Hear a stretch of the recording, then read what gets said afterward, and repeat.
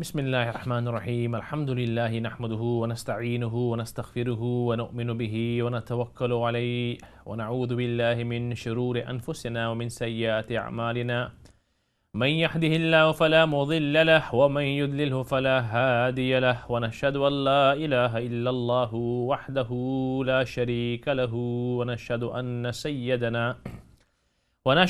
سيدنا وسندنا ومولانا محمدا عبده ورسوله صلى الله تبارك وتعالى عليه وعلى آله وأصحابه أجمعين.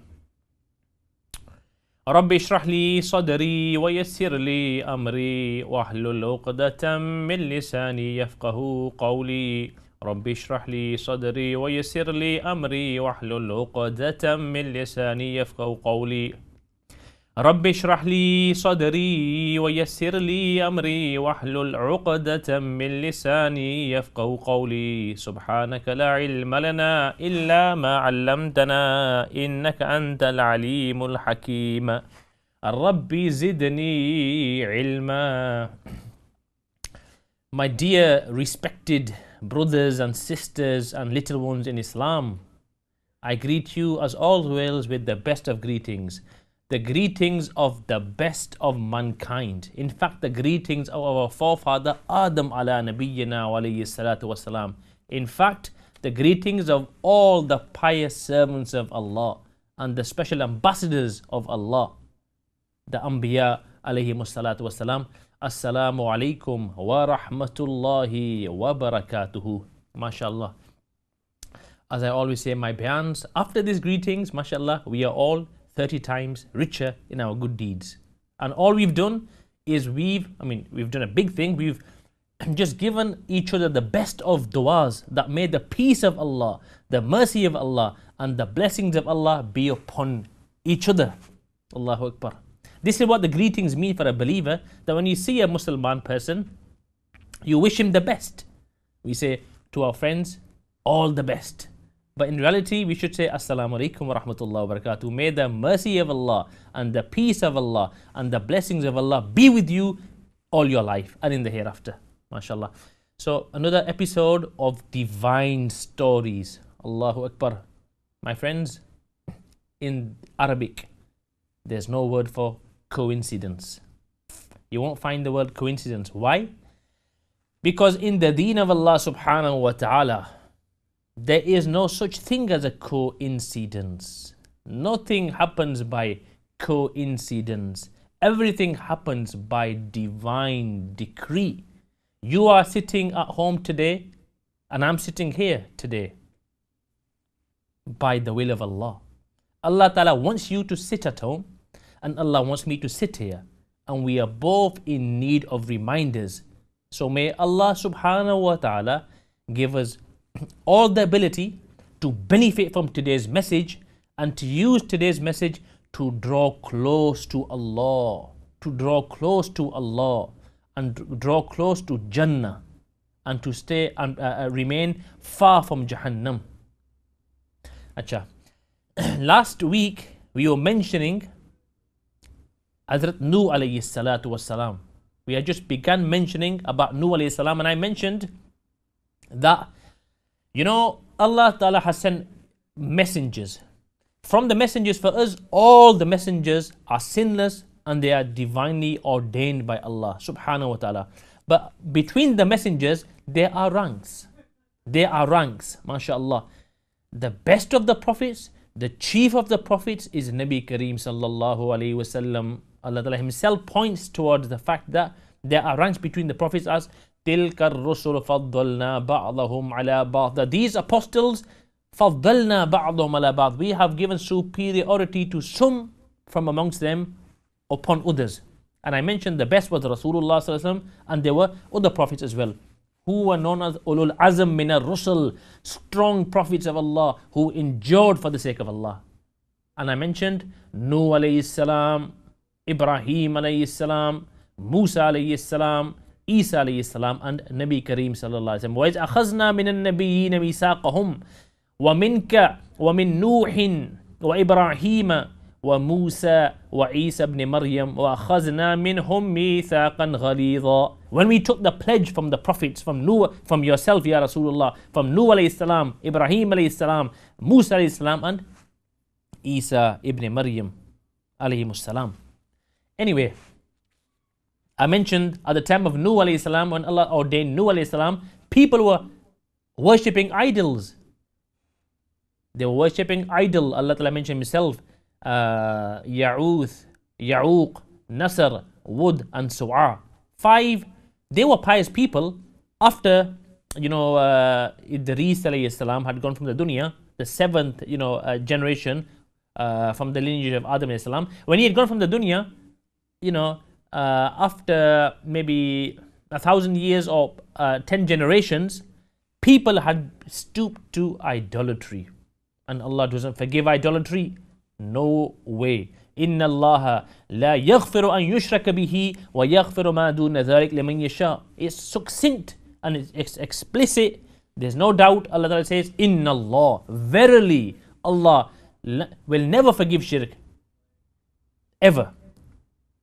Apart from that, wa yaghfiru liman yasha, Allah will forgive whoever He wants to forgive. Hadith Qudsi tells us that Allah Ta'ala says that the son of Adam can, if he comes to me without doing shirk with me, and he comes to me, then I don't care, to the nearest meaning, what sins he has come with, I will forgive him. I will forgive him. Allahu Akbar. There's a famous story that in front of Allah, a person will come and he will have 99 scrolls as big as the heavens, and they'll all be filled. They'll be complete with sins. From A to Z, from the earth to the sky, 99 registers full of sins. Allah will ask him, do you have any excuses? He'll say no. Allah will say to him, did you commit these sins? He will say yes. Allah will say, have you any excuses? And he will say, no, Allah. And he will be full of confidence, and he will be convinced that he is doomed, and he will see Jahannam as everybody will see Jahannam, this amazing creation of Allah which is created and which will be bought with 70,000 big massive ropes. On each of these ropes will be 70,000 angels. لها 70,000 زمام مع كل زمام 70,000 ملك يجرونها. 70,000 times 70,000. So you'll be seeing that, and he will have no iota of doubt that he will be in there any moment. Then Allah Ta'ala will say to him, O bondsman of mine, O my servant, Allahu Akbar, O my servant, do you have any excuses? He said no. Allah will say, then do you have any good? He said, oh Allah, I've got no good. Allah will say, yes you have. You've got one thing in your heart, and that's the belief, La ilaha illallah Muhammadur Rasulullah. There's none worthy of worship, and that Muhammad is the messenger of Allah. That this person believed in one Allah. He didn't do shirk, and he believed in the finality of Nabi Kareem sallallahu alayhi wasallam. So the person will think that, yes, I do believe in this, but it's, just a paper with La ilaha illallah Rasulullah. Allah said, today, no zulm. Man ya'mal miskala dharratin khairin yarah. Whoever does a single iota of good, he shall see the consequences of that. And whoever does a single iota of evil, that will be weighed as well. So Allah will say, go and put it into the scales. He will go and put it into the scales, thinking that it's a futile act. What's a small paper with the La ilaha illallah Muhammadur Rasulullah says I'm going to do? On the other side of the scale, there's 99 registers as big as the skies, and I've admitted guilt. There's no defense. Allah subhanahu wa ta'ala will order him to put it into the scale. He'll put it in, and what will happen is that, Allahu Akbar, that scale will go so down, and the 99 registers full of sins will go up, and Allah will say to him, go to Jannah, go to paradise. This is why when Sayyidina Nuh alayhi salam was leaving the dunya, he called his son, and he said to his son, oh son, this is my will. What was his will? I order you to do 2 things, and I forbid you from 2 things. The first thing was, I order you to worship one Allah, La ilaha illallah. Have conviction that there's only one Allah subhanahu wa ta'ala. Ajib. Believe in one Allah. And number two, believe in this fact that if the 7 heavens and the 7 earths, when I say 7 heavens and 7 earths, do you know what I mean? I mean this. One heaven, 2 trillion galaxies it contains. Each galaxy with an average of 300 billion stars. Enormous. 2 trillion galaxies, each galaxy 300 billion stars. That's one heaven. And the next heaven compared to the first one is like a small ring on the desert. How many trillions of galaxies will the second heaven have? Each with 300 billion stars average. Then the third, fourth, fifth, and then the earths, only Allah knows. But Nuh alayhi salam is saying to his son, my son, I'm telling you 2 things. I'm ordering you to do 2. I'm ordering you to have conviction on 2 things. One, that only Allah is worthy of worship. La ilaha illallah Muhammad Rasulullah. And secondly, have the conviction that if these 7 heavens and 7 earths were to be put into one scale, and the words of Allah, on the conviction that La ilaha illallah Muhammadur Rasulullah, or La ilaha illallah, none worthy of worship but Allah. If this was placed on the other scale, then the latter would outweigh the former. The belief that La ilaha illallah will be much more heavy on the scale than the 7 heavens and 7 skies. Not small balls, entire celestial bodies, to the tune of trillions and trillions of stars. So Nuh alayhi salam said to his son, these 2 things I order you, La ilaha illallah, and the conviction that the 7 heavens, 7 stars, 7 heavens and the 7 earths, if they put on one part of the scale, and the conviction of La ilaha illallah Rasulullah, then the latter will outweigh the former. 2 things I'm ordering you to do, and 2 things I'm ordering you to refrain from. Number 1, Nuh alayhi salam said to his son, I'm ordering you to stay away from shirk. Inna shirka la zulmun azim. The Quran says shirk is an extraordinary oppression on yourself. Worshipping other than Allah subhanahu wa ta'ala is oppression of yourself. In fact, everything you do in the dunya, we do as sins, we are oppressing ourselves. Every good we do by following the sunnah of Rasulullah and the message of Allah, guess what? Hey presto, is benefiting us in the dunya in every sense. Subhanallah. So the first thing I'm asking you to refrain from is don't do shirk with Allah. And the second thing I'm asking you to refrain from is don't be arrogant. Allahu Akbar. Arrogance. And the hadith tells us, one hadith, that on the day of judgment, and this is also, it should strike you, this hadith, because the hadith mentions something else about pictures as well. The hadith says, on the day of judgment, from this huge colossal creation of Allah, Jahannam, will it be like an amazing world full of fire? It'll be huge because 70,000 angels will be pulling one of the 70,000 big, massive, ropes. From that creation of Allah, a neck will appear. When everyone's on the day of judgment, they'll see this neck. The hadith says it'll have 2 eyes, 2 ears to see and to hear, and 1 tongue. And what will it say? It will say, I have been deputed, I have been given authority to take 3 types of people into my fold, into Jahannam. The first type of person I've been ordered to take in is every stubborn, arrogant person. Allahu Akbar. Every person who was stubborn and every person who was arrogant, I've been ordered to take him to Jahannam. And the second person I've been ordered to take into Jahannam is every mushrik, every person who didn't believe in Allah, every pagan. And the third person, every drawer of a picture. Subhanallah. So Nuh alayhi salam told this to his son. Nuh ala nabiyyina wa alayhi salatu wasalam was with his people for 1,000 years plus, give or take. And as a special blessing and a special mu'jiza, Nuh alayhi salam outlived 2 to 3 generations of his people. I.e., he was alive when the first generation died. He saw their children. He was alive when their children died, and when their children were alive. He was around for a long time. And you know what the people of Nuh alayhi salam would do? They would the first generation, the second generation, they would bring their children and they would point at Nuh alayhi salam and they would say to their children, "Oh my son, stay away from this man. Be careful you don't fall under his guile. Don't let him deceive you. Oh my son, my own father said the same thing and stressed the same thing to me." This is what they would do. Allahu Akbar. And Nuh alayhi salam, what was he doing? He was calling people towards Allah's forgiveness. The Quran Sharif, Allah, what does the Quran Sharif say about Nuh alayhi salam?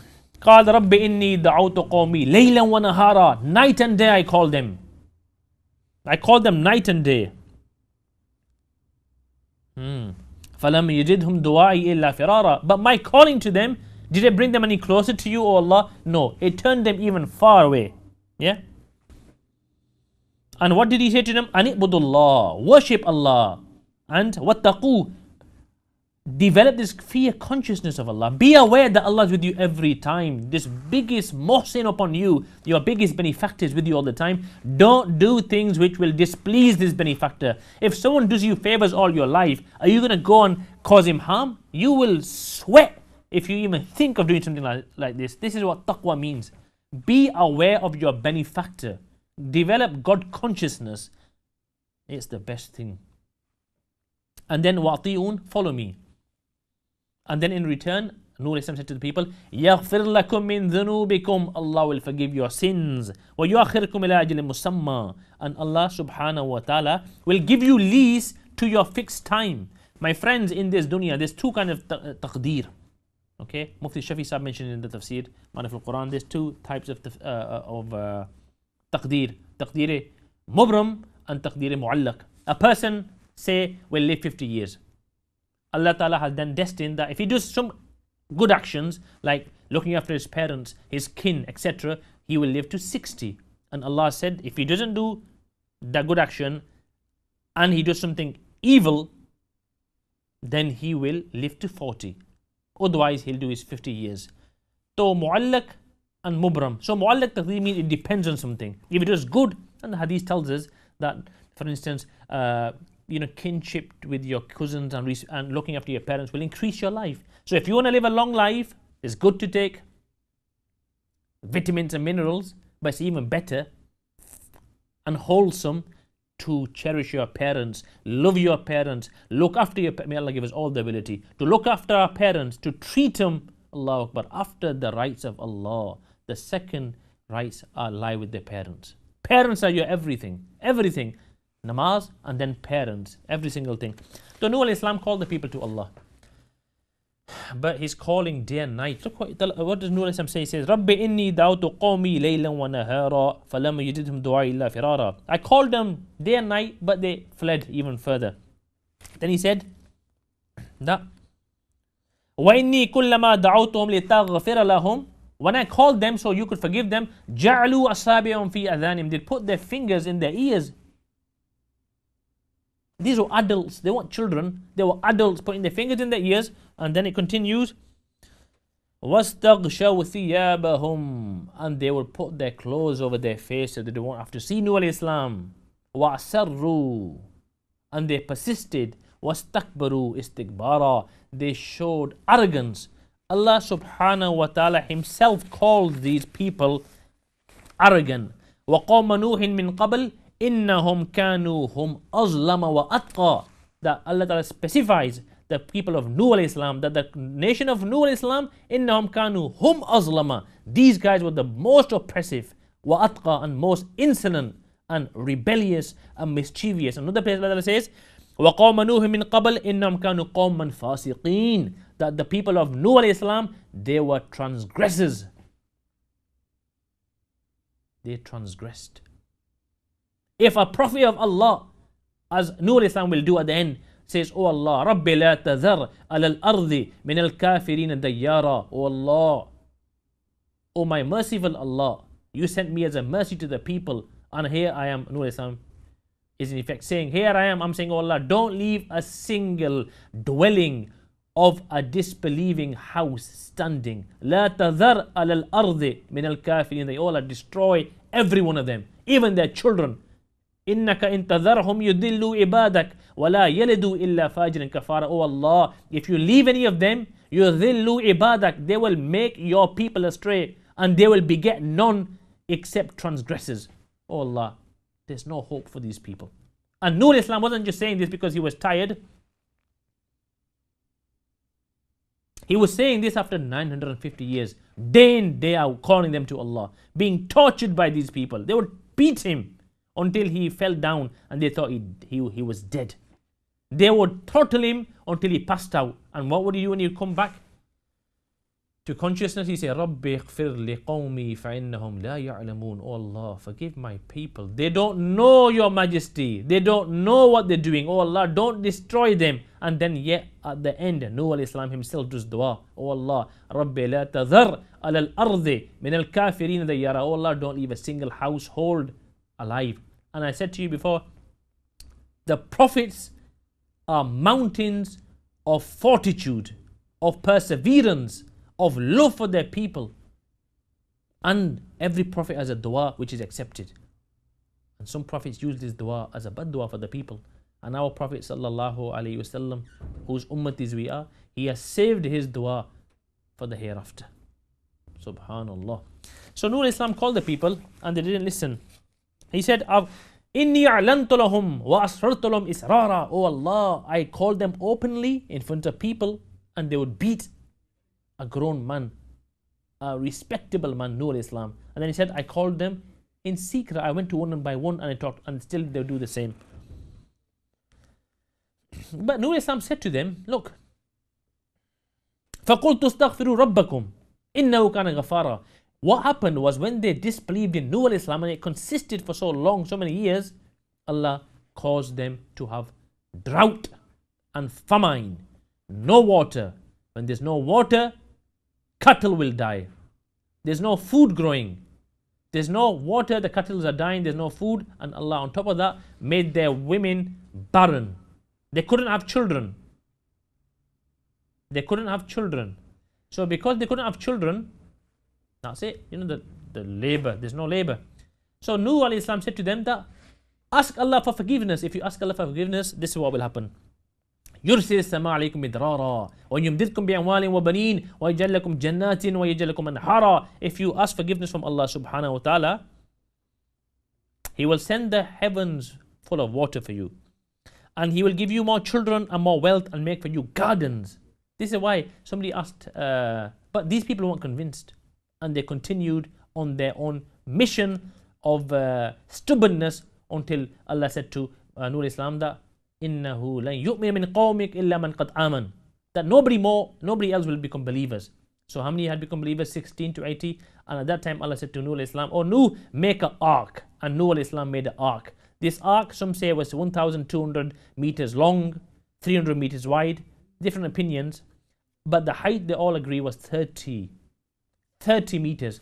Nuh Islam stopped calling them to Allah and started making the ark. And a very miraculous way of making the ark as well. What he would do, he would go, some narrations say he put a tree in the ground, it grew in 100 years. Then he would start chopping it down, take the piece of log to the ark, and miraculously it would fit in the right place. With nails he'd secure it. وَاصْنَعِ الْفُلْكَ بِأَعْيُنَا وَوَحْيِنَا. Make this ark under our guidance and under our revelation. When the ark was made, Allah Ta'ala ordered Nuh alayhi salam to put inside the ark animals. من كل زوجين اثنين وأهلك إلا من سبق عليه القول منه ومن آمن وما آمن معه إلا قليل. Inshallah. So Nuh alayhi salam was ordered to make the ark, and he made the ark. Now when the people would go past Nuh alayhi salam, they said to him, oh Nuh, Sirta najjaran ba'dan kunta nabiyya. You become a carpenter now. And they would mock Nuh alayhi salam. But Allah Ta'ala said, show perseverance. But then Allah also told Nuh alayhi salam, فَإِذَا جَاءَ أَمْرُنَا وَفَارَتْ النُّورُ. When our order comes, and you will see water gushing forth from the tanur. Tanur means an oven. So some people say it was an oven where normally fire was. Instead of fire, there was water coming out. And other Mufassirin say it was the whole earth. When water started gushing forth from the earth, then you put this from every animal and bird, male and female, you put inside this ark, and off you go. So inshallah, In the next episode, we will continue with Nuh alayhi salam and finish off, and then we'll go to talk about Hud alayhi salam. Before we finish, I want to quickly mention where Nuh alayhi salam's birth is. So Adam alayhi salam was first, then Sheeth, after Sheeth it was Idris, then Kenan, after Kenan it was Mahlalil, after Mahlalil it was Yarid, after Yarid it was Idris, after Idris it was Methuselah, after Methuselah it was Lamik, after Lamik it was Nuh alayhi salam. That's where we're at today, and inshallah in the next episode we will continue with the Nuh and then with Hud alayhi salam. Hud alayhi salam, the prophet who was sent to Qawmi Ad, regarding who Allah says, nobody was created like the people of Ad. Amazing people. These were actually giants. So may Allah subhanahu wa ta'ala accept our intentions today. May Allah make it beneficial for each one of us. And may Allah subhanahu wa ta'ala give us the life and the ability to tune in again. Next session, inshallah. Jazakumullah khair for sitting with us today and for listening to the period. I'll see you inshallah next week. Jazakumullah khair. Subhanallah wa bihamdihi. Subhanakallahumma wa bihamdika. Ashhadu an la ilaha illa anta astaghfiruka wa atubu ilayk. Wa la hawla wa la quwwata illa billahi al-aliyyil azim. Jazakumullah.